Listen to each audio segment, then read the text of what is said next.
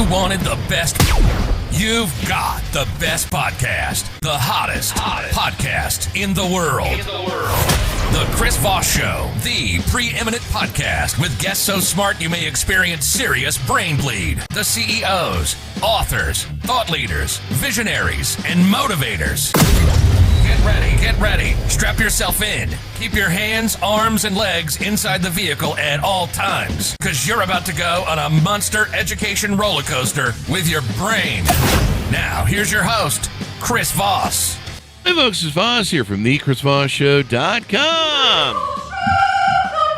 thechrisvossshow.com. Who knew that was going to come up? After 16 years and over 2,100 episodes, the Chris Voss Show, the original Chris Voss, has been bringing you the greatest and the latest and all that kind of crazy stuff. The smartest people on the planet, the CEOs, the billionaires, the White House presidential advisors, Pulitzer Prize winners, all of the brilliant people who bring you their journeys, their education, and share with you and their knowledge and make you smarter and give what we call the Chris Voss Show glow to you. Kind of comes in the coffee. We've been thinking about making a coffee, the Chris Voss Show Glow, but we can't get the uranium to. They won't let us put the uranium that makes it glow in the thing. You know, they kind of they painted on the watches back in the day. You may have heard about that. Anyway, guys, go to goodreads.com/Chris Voss, LinkedIn.com/Chris Voss, Chris Voss One, the TikTok, and all this crazy place on the internet. Today, we have an amazing young man on the show with us today. We're talking about his latest book that comes out January 21st, 2025. It's called Inspire: The Universal Path for Leading Yourself and Others. We love leadership on the show, of course. Adam Galinsky joins us on the show. We'll be talking to him about his insights in his book and all the things that will make all of our lives better. At least that's what he promised me on the show in the green room. No, I'm just kidding. We like to throw our guests under the bus sometimes and give them a high demand. Adam is a professor at Columbia Business School. He co-authored the best-selling book, Friend and Foe, which explains my first 9 marriages. And he has a forthcoming book called Inspire: The Universal Path for Leading Yourself and Others, that will be published on January 21st, 2025. His TED Talk, How to Speak Up for Yourself, which has over 7.6 million views. Gotta love it. He's served as damages expert in defamation trials. I should have had him on divorces, I guess. And he's generated more than $1 billion in verdicts and settlements. Welcome to the show. How are you, sir? Thank you so much for having me. I'm so excited to be here. Yeah. The running callback on the show is I changed the number of divorces I've had. I might have never been married, so that's what that's about. So give us your .coms, Adam. How can people find you on the interwebs? AdamGalinsky.com. So give us a 30,000 overview. What's inside your new book? The new book is about the scientific basis of what it means to inspire other people. I've asked thousands of people across the globe to tell me about someone in their orbit, in their life that inspired them. Tell me what that feeling of inspiration is about and what was it about that person that gave them that wellspring of hope and possibility. And I've asked those same thousands of people to tell me about a different type of leader that also changed them inside. But this time, instead of creating that oasis inside them, it created a seething cauldron of rage and, sense of vengeance. And I call those the infuriating leaders. And so asking thousands of people across the globe about those experiences have led me to 3 sort of fundamental insights. The first insight is that the inspiring leader and the infuriating leader are mirror images of each other. They exist on what I call a universal enduring continuum that is made up of these 3 universal factors. So an inspiring leader sees the big picture. They're visionary, right? But an infuriating leader is small-minded. Inspiring leader is calm and courageous. They're an exemplar of desired behavior. A infuriating leader is cowardly or anxious. Inspiring leader elevates others, right? Infuriating leader pushes people down. And so that's the first insight, is that there's this universal continuum made up of these 3 factors. The second insight is that these are the 3 universal factors because each one satisfies a fundamental human need. To be visionary satisfies the fundamental human need for a sense of meaning and understanding. Like when we have kids, for example. Being an exemplar satisfies the fundamental need for that sense of protection in the world. And being a great mentor fulfills that fundamental human need for a sense of being, a sense of belonging and sense of status. And then the third insight, and this is probably the single most important one, is we are not born as inspiring leaders. We are not born as infuriating leaders because there is a universal set of attributes that make up the inspiring tapestry, those can be learned, they can be developed, they can be nurtured, and they can grow over time. I would agree with you definitely on the last one, because I grew up an introvert, and now I'm just a big mouth visionary, won't ever shut up about the mission, all that sort of stuff that employees hate. And people are like, were you born this way? Or did someone hurt you? And which is both are true. But I used to be a huge introvert, people watcher when I was growing up. I was very quiet.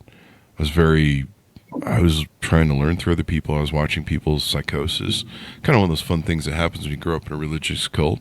And I learned a lot. And then once I became a boss, I realized that, I had to communicate vision. I had to be communicative, and I had to get up on the little soapbox and do my little pitch and, pound the table and sell the vision to, your employees, your board, your investors, your vendors. And, then I just became a big mouth that never shuts up. And now I have a podcast. But yeah, leadership is learned. 100%. And I think, one of the things is that one of the questions is, how do we learn to do it? Right. And I think that's becomes one of the most important things. And, I've been teaching negotiations. I know you're a negotiations expert for over 20 years. You're thinking of the other FBI guy. Yeah. I'm the original Chris Voss. He's the copycat. Oh, there's a different Chris Voss. Sorry. Yeah. He hijacked our brand. Oh, man. Yeah.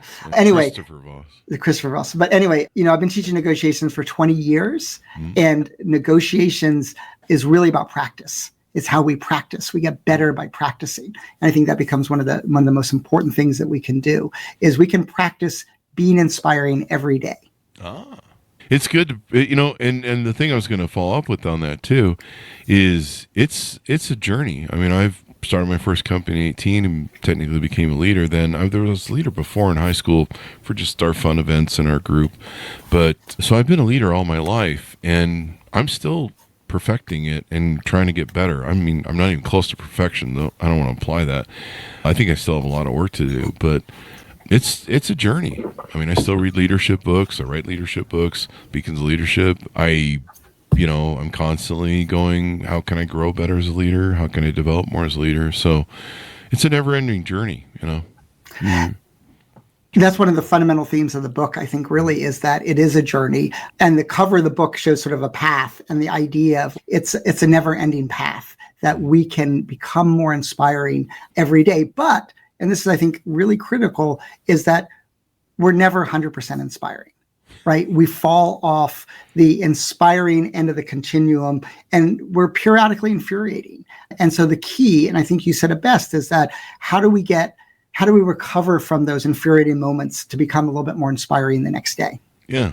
I mean, we're not always perfect. We're just not always perfect. I mean, we fail. We're human. Yeah. I mean, a good example is I just, mistook you for the other Chris Voss, right? And, how do we recover from that? How do we move forward, right? Yeah. And still be present, still engage in a conversation in a really thoughtful way. Yeah, because normally we just kick people off the show if they miss. That's right. No, I'm just teasing. We don't ever do that. It's never happened, folks. But no, it's leadership is a constant. I find, we talk about it ad nauseum on the show. My audience is, we're going to talk about leadership again. But I think most of the audience loves leadership and talking about business things. And, leaders are everyone. Like, a father, a mother, a parent is a leader, a grandparent. Leaders are everywhere. And sometimes they're pop-up leaders, Sometimes there's a crisis on a bus or an emergency situation, and suddenly someone who maybe not have thought of themselves as a leader, there they are. They're presented with that moment. A great example of this is the famous airline pilot, Sully, right? And Sully, he's the one who landed the plane on the Hudson River after bird strikes at LaGuardia took out both of his engines. And afterwards, people talked about Sully moments, right? These moments where he showed this level of wisdom or compassion or care over the course of his career that led up to this heroic moment. So for one of the stories someone told was, something simple like when the plane landed, there was no one there to get the wheelchair. There's supposed to be someone to help someone off the plane. So he went and got the wheelchair because that was what was needed at that moment. Yeah. And, people would talk about how his his practices every day of being that inspiring person, making those little gestures, those little efforts, then led up to that moment when a crisis happened. His calm courage was needed, and he was able to do and make this incredible split level decisions and use his expertise to land the plane on the Hudson. I mean, it's, and you never know when you're going to need that muscle. Sometimes just he did, you develop that muscle, and then all of a sudden, the time comes where you got to exercise it. And, there's a lot that goes into leadership, and all that good stuff. Talk to us a little about how you were raised. What influenced you? What grew you into the fields that you've been interested in, and finally on writing books about leadership and these topics? Yeah, I'm a professor, and I'm the son of two professors. So both my parents were professors at University of North Carolina, Chapel Hill. So I'm a huge Tar Heel fan, and they're not doing as good this year in basketball as I'd hoped so far. But Raiders fan, I'm not going to cry for you. Oh, especially after the Friday game, that was. Especially after the last 30 years. Yeah, that's a good example. Poor rookie hiking the ball at the wrong moment. When they had a chance to win it. Yeah. And, I think my parents really inspired me in different ways. My dad was one of the most creative people I'd ever met. And he was so good at seeing the big picture and figuring out what needs to be done. And I tell this story in the book, but I love this story so much. It was 1992. Northwest Airlines had a half price sale, but you had to order tickets over the phone. And my dad was going to buy 22 tickets because my sister was getting married that summer, and he was getting tickets for so many different trips, and he had them all lined up, and he was calling for about 5 hours, and it was busy. Like you weren't even put on hold back then. You just had to redial. So he's been hanging up, redialing. And he's looking at the Northwest pamphlet, and he notices at the bottom, it says, Espanol number. So he calls the Spanish speaking number, and the guy answers it, hello, buenas noches. And the guy's like, yes, but no one has ever asked me that before. And he said, can you take reservations in English? And he said, I can. And, the deal expired at midnight. It was like 11:45. If he hadn't gotten on the phone then, he never would have gotten the tickets. He saved thousands of dollars by creatively recognizing, this Spanish speaking number at the bottom of the pamphlet. Oh, wow. Hey, it's, that we're problem solvers and we're fixers, and that's how we roll. We figure it out and we get it on. We find those avenues. So that's one of the great things about being CEOs and leaders is that's usually what we're trying to kind of results oriented there. So what was the proponent that made you want to write this book? I've been researching and teaching this topic for over 20 years. And, I like to say it's my heart and soul. It's like everything that I really believe in. I really believe that reading this book will make you not just a better leader or a better CEO, but also a better spouse, a better parent, a better friend, a better colleague. It helps you, see the big picture, understand other people, and understand what people need. Earlier I said that the reason why inspiring is so universal as part of our psychological architecture is because it satisfies fundamental human needs. And a phrase that I really like to use in the classroom to emphasize this is that different people have different needs at different times. Mm. And what that means is that for us to inspire someone or meet them where they are or meet the moment, we have to understand what other people need in that moment. And so how can we be better and more effective at taking other people's perspectives and really understanding that? So I really believe this book is going to, like I said, make people better leaders, better spouses, better parents. With 20 years, of my own scientifically based insights, but lots of also personal stories. And I mean, that's just really important. I wish more, I meet people and they go, I'm not a leader. I don't have a title of a leader. I'm just a manager. I'm just a person in the company. I'm like, no, anybody can lead. I mean, you may not be able to, write people up and fire them or something if you don't have that, if you don't have that in your job title, but you can lead, and people tend to aspire to leaders. We were talking about this on an earlier show today about how a lot of people leave companies over poor leadership, and it's an issue. I mean, I think you said something incredibly important, which is, what does it mean to lead someone? What does it mean to inspire someone?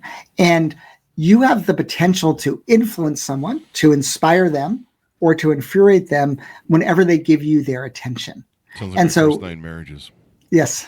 Great. I thought it was up to 10 already, not 10. Yeah, we move it around. Okay. Yeah. And anytime someone gives you their attention, you're going to impact them. And that's why, in the book, I call it the leader amplification effect. Oh. And the leader amplification effect is basically whatever you do as a leader gets amplified because people are giving you their attention. And that attention intensifies their reaction to whatever you're doing. So, a constructive comment to someone from a leader can come across as devastating criticism. But an offhand compliment can come across as glorious praise, right? When it comes from someone that you look up to. And so it's really important to remember that as leaders, when we're in a position of authority, but even when just people respect us or look to us, we're going to impact them through our behavior. And we have a choice. Are we going to act in ways that infuriate them, or are we going to act in ways that inspire them? Yeah. And so you teach people how to develop that leadership skill, how to go from zero to leader, I guess, technically.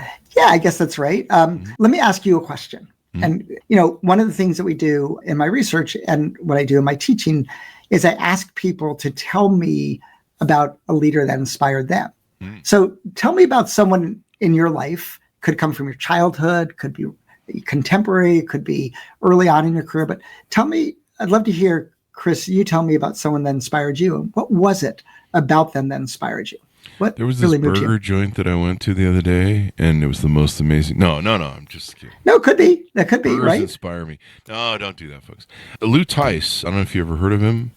He was a guy who used to do a lot of motivational stuff in the 90s. 80s, 90s. He was an older gentleman at the time. He probably had been doing it for a lot of years. I don't have his quote bio. I don't know why I'm wandering on this.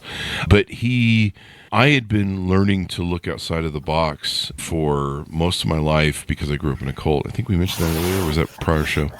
And so I was constantly, I was one of those people that, they'd be like, you just have to have faith, Chris. And I'm like, no, I need an explanation, like a logical, reasonable. This needs to make sense to me. I was one of those idiots, still am. And so I kind of learned to think outside the box because I grew up born into a box. And so trying to have a vision outside of it. So it helped me with vision. And it really kind of shaped me. It's kind of funny. I kicked the experience, but I probably wouldn't be who I am without it. I held a seminar, and I was working at a car dealership. And they sent us to this seminar with Lou Tice. And he did the 9-box experiment with me. I don't know if you've ever heard of it. Of course I know the 9-box. Yeah. And that was the first time I'd ever seen it or heard of it. I was like 18, 19, 20 or something. And what he enabled me to see, even though I failed the experiment, was that I had been living that way for a long time. And it had kind of become one of my little tools that I was good at. I was good at looking outside the box, And so that really inspired me. There was a lot of other stuff that he did in the seminar that was really inspiring. And I still have his book to this day, the manual from it. But the thinking outside the box thing, that's made all the difference in my life. And it gave me a reference to where I finally was like, okay, this is what I do, and this is what I like to do. So I think it's, I talked about my dad, like noticing the Spanish speaking number, right? That's like thinking outside the box. And I think, trying to find those creative solutions. And in this case, one of the things that really helps us be leaders effectively, you mentioned communication, right? Is finding some way to communicate. So in this case, you had been living in a box, and this 9-dot exercise, which to solve it, you have to do a straight line through all the things. The only way to solve it is to literally have the pencil go outside the box, is the way to solve that. That became a metaphor for you. And one of the things that I've shown in my research, I think, is two really important things. One is that to be really inspiring, we got to find a way to simplify our messages to their core essence and to visualize them, to make them come to life with a metaphor. For example, my colleagues and I have analyzed, every convention speech of the 20th century of Democrats and Republicans. And what we found, controlling for economic factors like unemployment, GDP, inflation, controlling for incumbency, controlling for even the polls at the time of the first convention, how much visual metaphorical language you use in your speech predicts who wins. And so that becomes really important. So for you, this 9 dots is like a visual understanding of thinking outside the box. And we need something that connects us, right? I show this video in class of Jim Valvano, and he's a basketball coach who won 9 consecutive do or die games in 1983, 7 of which they were behind or tied with less than a minute to go. Oh. So just an incredible string of victories. And it was voted the top college basketball moment of the entire 20th century, his national title. And he did this speech afterwards, and he talked about his dad. He talked about his dad motivating him, his dad inspiring him. But he said, when he first made the NCAA tournament, his dad brought him up to his bedroom. And he talked about, his dad never let him up to his bedroom, and his dad never left New York. He thought everything north of the George Washington Bridge was Canada. But he said, my bags are packed for you. When you win the national title, I'm going to be there. And I love that phrase, my bags are packed for you. And so my wife and I use that now with each other. When we go through difficult times, we say to each other, my bags are packed for you. Yeah, I'm there for you. Times? Wow. Yeah. That's what happened to my first 6 marriages. What happened to the other 3? There's always been 6. Okay. It's the callback joke for the show. We've been baking. Yeah, no, I get it. I love it. People come up to me and they go, how many marriages do you have? Because you keep moving the number around. And I'm like, 0. That's the joke. That's the punch line. So that's the fun part. Anyway, yeah, it's and to me, part of it was I was being gaslit and told I was the bad one, insane. I was wrong because I wasn't buying the cult. I wasn't buying the, and so for me, it was very freeing because I learned there were other people who thought like me outside the cult. And George Carlin was one of those people who helped me realize that, I found other like-minded thinkers, and I was able to go, okay, I'm not insane. I'm not the problem. I'm still the problem, but according to some people, but that's another story. Your first 6 ex-wives. Yeah, my first 5. There was only 5. Where are you getting 6 from? I don't know. Man. But yeah, we'll just keep going down. Like people literally, they do come up to me and they go, how many times have you been married? Anyway, after they scream, the Chris Voss Show. What have we touched on about the book that we want to tease out to get people to pick it up? I think one of the things that's got a number of scientifically backed but practical exercises that you can implement in your daily life to become more inspiring. One of them is, one of the things I asked you to do is to think about an inspiring figure in your own life. And I think one of the things that we can think about is how can we emulate that person? Like, what is it about that person that inspires us? And how could we capture that same inspiring tendencies in our own behavior? I think is one of those ones. I also go through ways that we can get into different ways of getting into different mindsets. So when I want to be more visionary, how do I get to become more visionary? When I want to be a better exemplar, how to become the best exemplar I can be? How can I get into a mentor state of mind so that I can steer and direct and guide people to reach their full potential? Yeah. Or how can I just abuse them enough to get what I want? Wait, is that a thing? No, I'm just kidding. Don't do that, folks. But you talked about in the book about how you isolated or asked people about, an inspiring leader, but then there was the leader that was the antithesis of that, I guess, that pissed people off, and they went and did something about it. I got fired from my job at McDonald's when I was a kid, started my first company, and it was the greatest thing that ever happened to me. And yeah, I'm kind of still bitter and angry about it, but I'll get over it someday. Yeah, I think, like I said at the beginning, like there's the inspiring leader and there's the infuriating leader, and they exist on this continuum essentially, right? And they are, the infuriating leader is the antithesis, right? It's, the goateed version, the evil version that always has the goatee, right? It's that person. And we can learn from both reflecting on the people that infuriated us and by reflecting on the people that inspired us. And because some of the best things that we can do in life is commit to not doing certain actions or behaviors that have really troubled us or made us create that seething cauldron of rage and resentment. Oh, wow. Yeah. So is that a good sort of, is the results good on that, where maybe you can, I don't know, maybe I'll just be an evil leader. If it helps people get pissed at me and then go on to greatness. I think, I'll say a couple of things about being that evil sort of leader, if you will. I mean, let me just say one thing. There's certain aspects that are like being visionary can be used for evil purposes. You know, many cult leaders are visionary, right? They're very good at creating a vision that really is seductive and gets people to buy in. And so being visionary in and of itself is not a necessarily inspiring, right? Because you could have used that visionary characteristics for infuriating ends, if you will. I mean, technically, you can't make everyone happy. I've probably made some mistakes. I know I've made mistakes. Let's be honest here. In your first 7 marriages. Yeah. Yeah, my first 7 marriages. And is it 7? And I don't know. I can't feel my legs anymore from all the divorces. But I imagine, there are mistakes. I mean, even if you're a good leader, there's evil leaders that are just pure evil, I suppose, and bad. But I mean, there's times where I've made missteps and mistakes. I've mishandled people. I've misread maybe the lay of the land and taken action on it, and maybe it wasn't, we fired the guy for the wrong reason. Oops, my bad. And I don't know. I guess in some way, hopefully it motivates people. I've certainly had seen enough bad bosses in my life where I've gone, I'm never going to be like that, and I'm going to do better and build a better widget.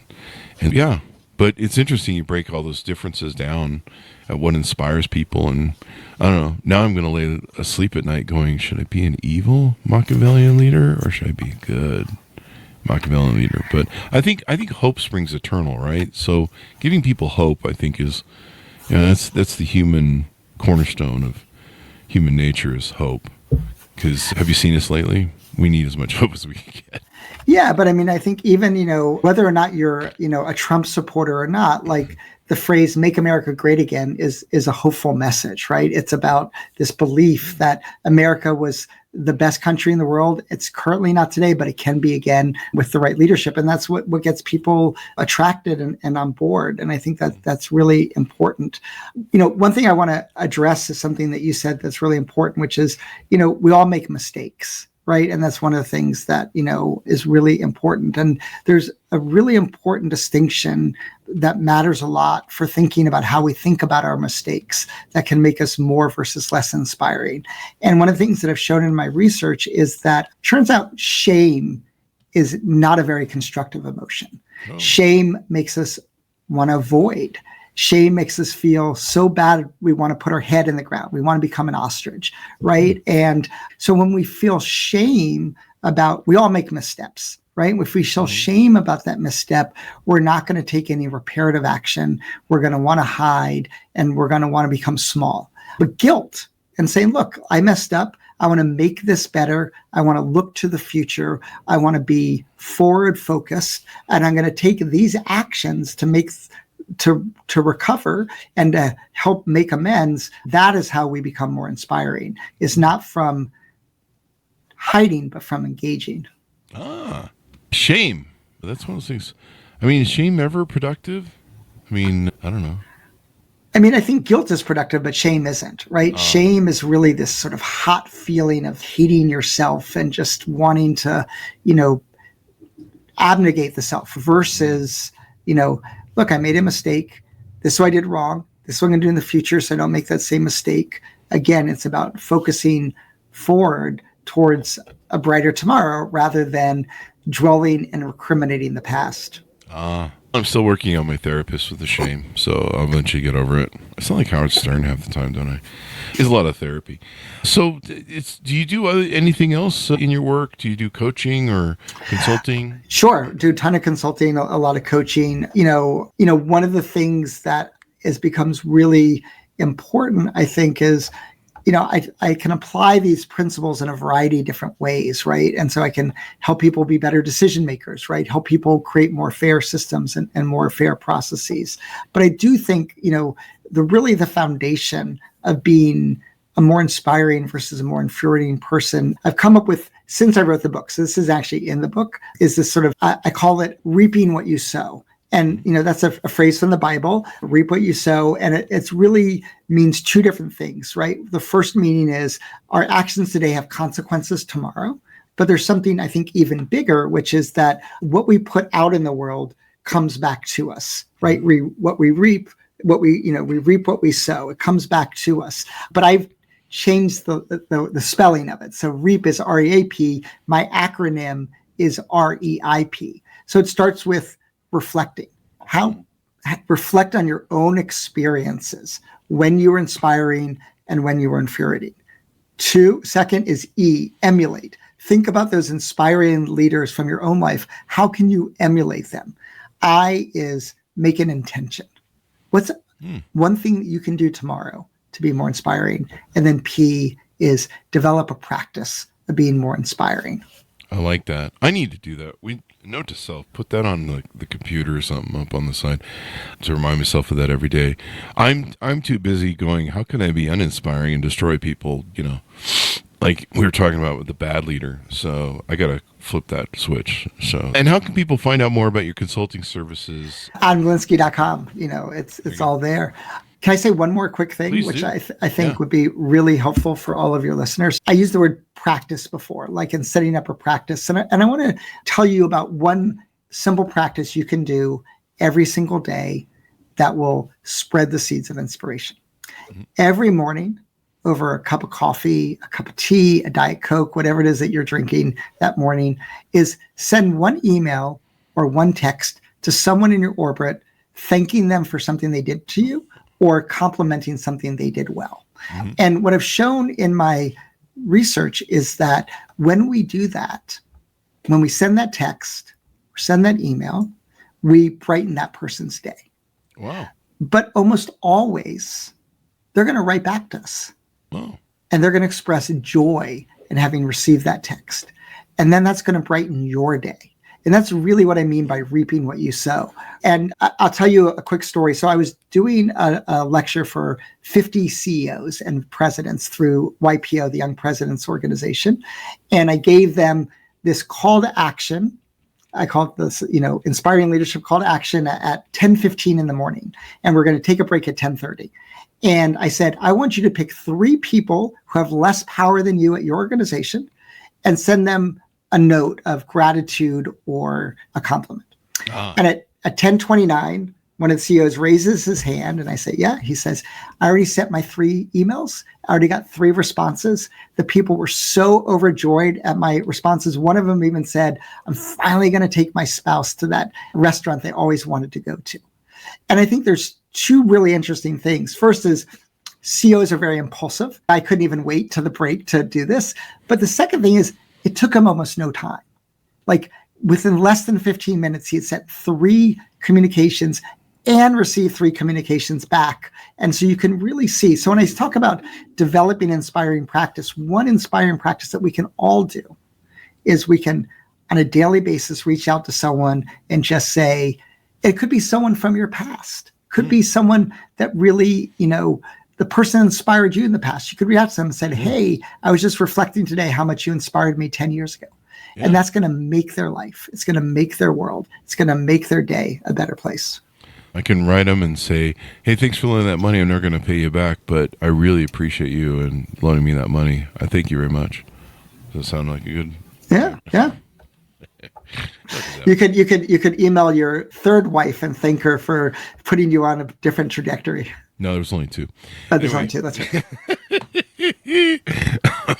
We're just having fun. We're all over the place. I'm going to get more questions after this show. Callback jokes are the greatest on shows.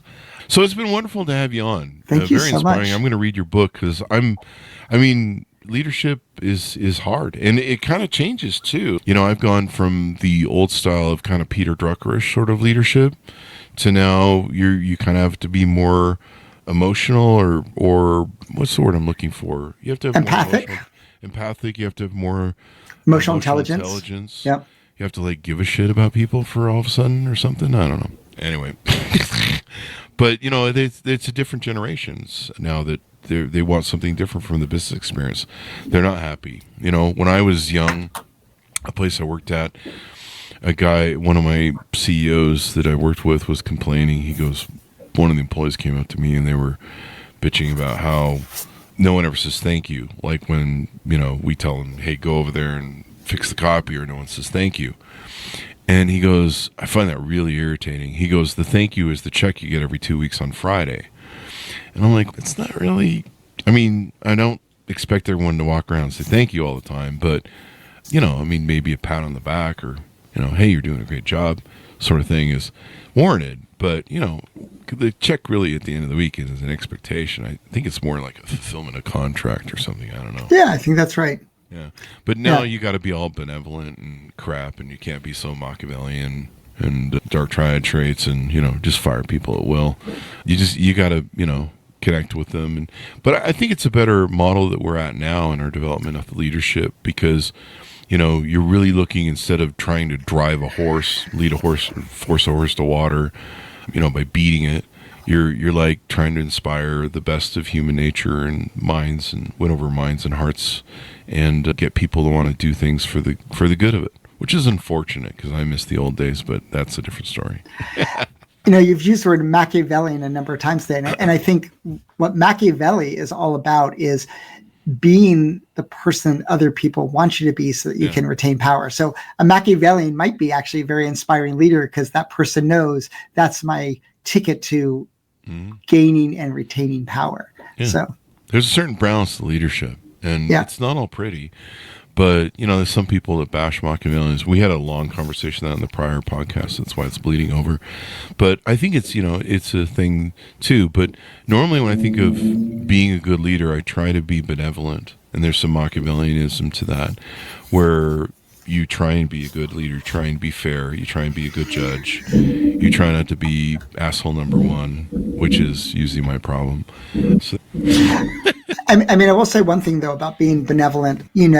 I got to interview the Columbia University football coach a couple of years ago. So this person was brought in from Penn. He was one of that had the most winning records of any Ivy League coach. And Columbia hadn't won a game in over 2 seasons. Wow. And, within 2 years, he took them to a winning record. And, from no wins, I think, to 2-8. And then the next year, I think they were like 7-3, like just remarkable turnaround. And when I interviewed him, he said, here's one of the most difficult decisions I have to make with every team, which is, who can I yell at? I have to yell at someone. I have to make an example. I have to really highlight when someone does something wrong. And if I yell at the wrong person, the whole team will turn against me. Yeah. And there was a situation recently where Steph Curry threw, basically a touchdown pass that led to a turnover, and the other team got like a quick transition 3 on the other end. And Steve Kerr called a timeout immediately and just lit into Steph, because one of the things he's been preaching from day one of training camp is we got to cut down our turnovers. That's what's costing us is turnovers. And everyone talked about the fact that, Steph is the person that you can yell at really is helpful for Steve Kerr to set an example when the most important person on the team, is willing to withstand that. It shows how important turnovers are. It's part about vision. He's been preaching that for a long time. But, as a leader, sometimes you do have to yell at someone. You have to tell someone they're not performing well, and you got to let everyone understand what's the standard and what's acceptable. Yeah. And sometimes you got to send that message too. Like people have to see that, it's one of those things. I remember, I think it was the coach of the Jazz back in the 80s and 90s. And he headed the team that went to the Olympics, and Michael Jordan was on that team. And Michael Jordan went out in the first 2 quarters, like just dominated and put up like record numbers. And he's, what do you say to Michael Jordan to take him to the next level for the second half of the game? And Michael Jordan was in the locker room, and he turned to him and went in front of everyone. And he goes, "Michael, you need to pass the ball and share more." It's like, whatever, coach. I think it was Chuck Daly, and he is the coach of the Detroit Pistons, and they won 2 championships. Yeah. Yeah, it was funny. What do you say to Michael Jordan? But no, in all fairness to that, it's a very famous, their first championship that they won. Yeah. John Paxson scored 10 points in the 4th quarter, and literally, I think it was their first championship or one of them. And, Phil Jackson looked at Michael Jordan and said, "Who's open?" And John Paxson was open. And so he got the ball to John Paxson, and John Paxson became sort of this hero. But that's a good example of leadership, right? Is that everyone's keen on you, Michael. Someone's wide open. Pass that person the ball. Yeah, use it. Thank you very much, Adam, for coming on the show. Yeah. Give.com so people can find you on the interwebs. AdamGalinsky.com is it? AdamGalinsky.com. Thank you very much for coming on the show. We really appreciate it. I loved it. Thank you so much for having me. Thank you. And thanks to our audience for tuning in. Order the book where refined books are sold. Inspire, the universal path for leading yourself and others. January 21st, 2025. It's out. Pick it up and his other books where refined books are sold. Thanks so much for tuning in. Go to goodreads.com/Chris Voss, LinkedIn.com/Chris Voss, Chris Voss, one on the TikTok, and all this crazy place, the internet. Be good to each other. Stay safe. We'll see you next